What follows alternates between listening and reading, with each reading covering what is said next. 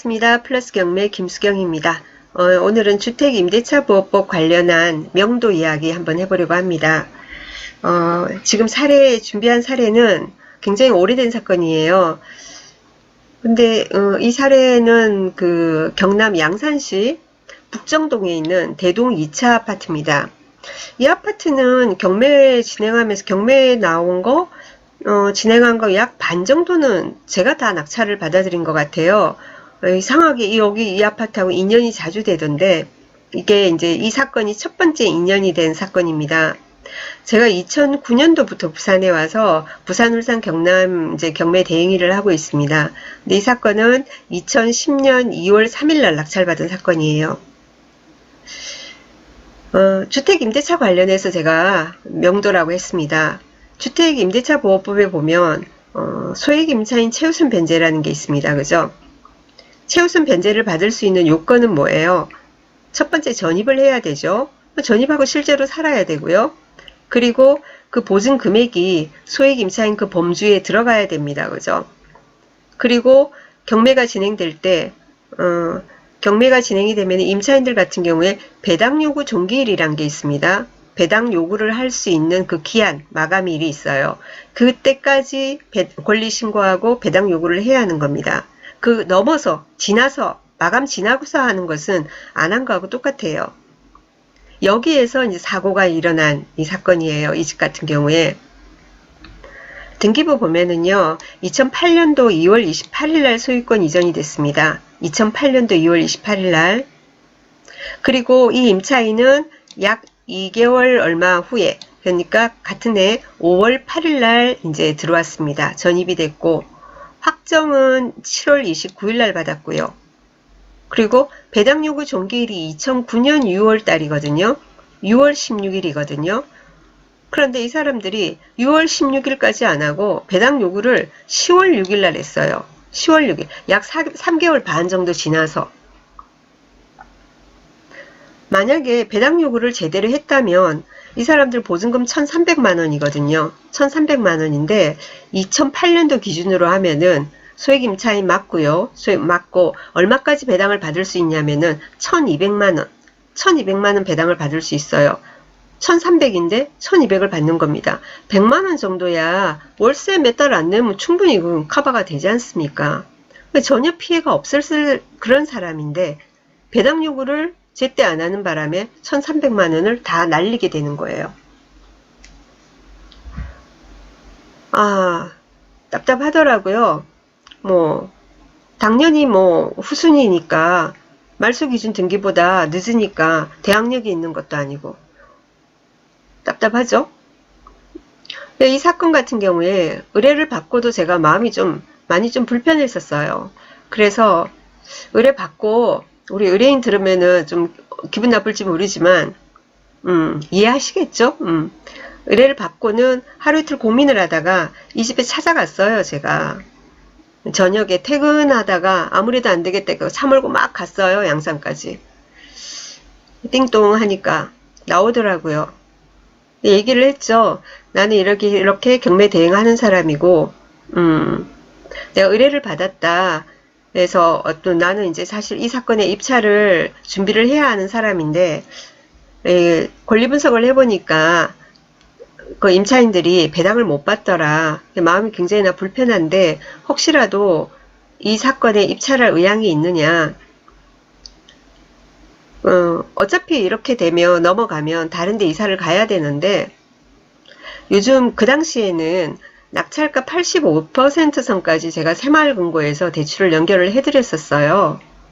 캐피탈이나 저축은행 이런 데는 많이 높죠. 그죠? 금리가.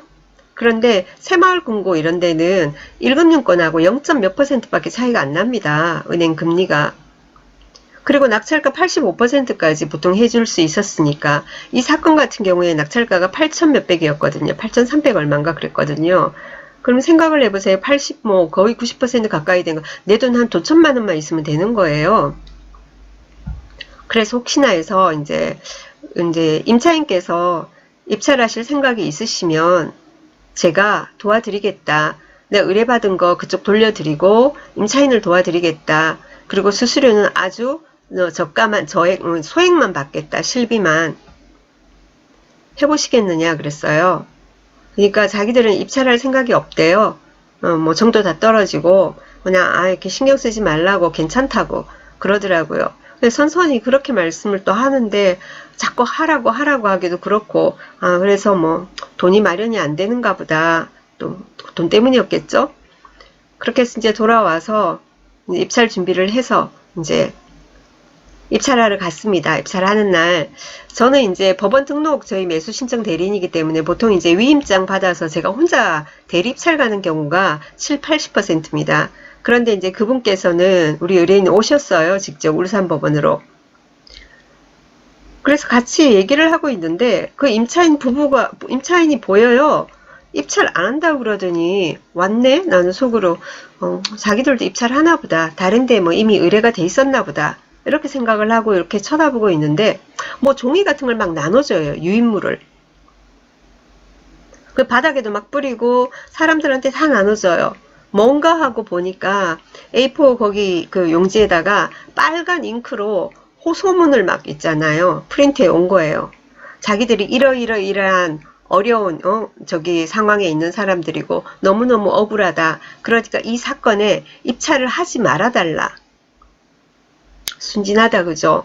입찰 안 하겠습니까? 그렇다고 해서 이 경쟁률 높았는데 이때 이 당시에 굉장히 2010년도 이럴 때가 부산 양산 이쪽으로 하루하루 시세가 오를 때였거든요. 뭐 한 달 낙찰 받아놓고 명도 할 때까지 한 2달 지나면 시세가 훅 올라 있고 그런 시점이었습니다. 그런데 입찰을 안 하겠습니까? 다 하죠.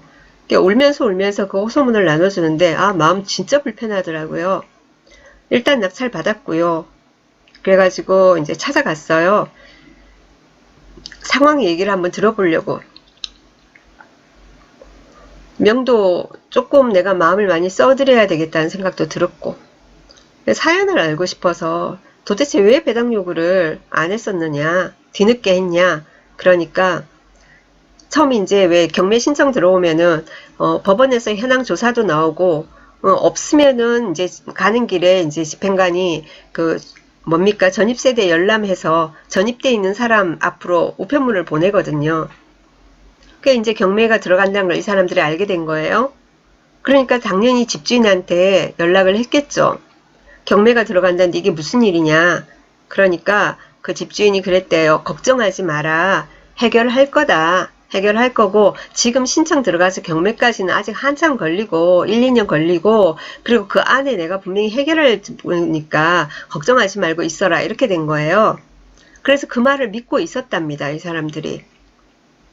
그 말을 믿고 있는데 그게 아니고 경매가 계속 뭐 진행이 돼 가는 것 같고 취하가 안 되니까 2009년 그러니까 4월달에 경매 신청이 들어왔는데 4월 6일 날 들어왔는데 6개월을 기다려도 경매 취하가 안 되니까 그제야 이 사람들이 막 법원에도 그 매각 요구 배당 요구 종기일 연기 신청 막 이런 것도 내고 그리고는 막 늦게 하고 막 이런 거예요. 근데 그게 안 받아들여지죠. 특별한 이유가 없는데. 그렇게 된 사연이랍니다. 그리고는 자기들 이제 하는 말이 이제 억울하니까 막 자기 속상해서 얘기를 해요. 집수리도 자기들이 1,500만 원을 들여서 했대요. 내가 왜 했냐고 그랬어요. 왜 당신네들 돈을 들여서 했느냐.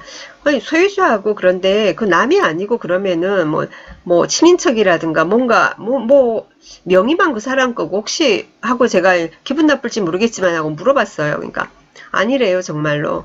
여러 번 쭉 수차례에 걸쳐서 대화를 하다 보니까 정말 순진한 사람들인 거예요. 정말 순진한 사람들. 그래서 그 1,500을 들여가지고 자기들이 수리를 하고요. 그거는 이 집을 소유주가 나중에 팔기로 했대요. 이 임차인한테 싸게 넘기기로.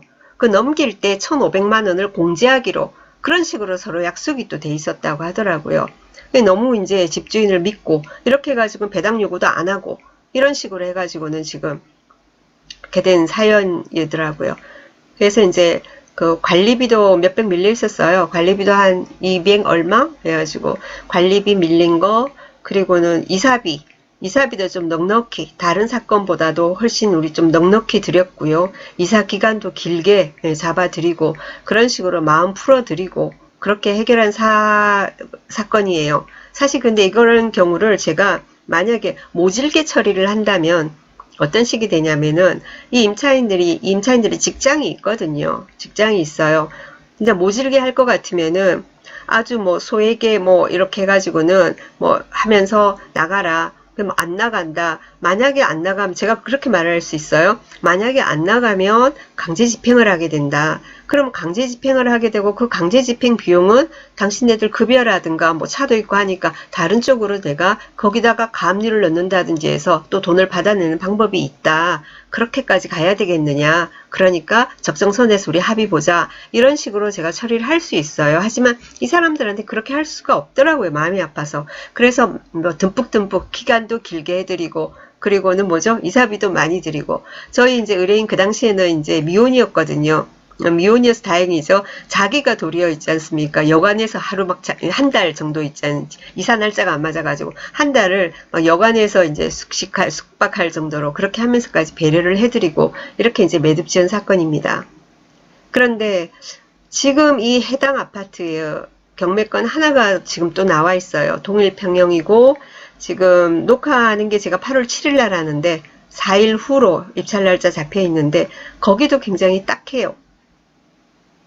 거기도 굉장히 딱한데 굉장히 살고 있는 사람이에요. 임차인이 지금 살고 있는데 거기 같은 경우에도 이 임차인이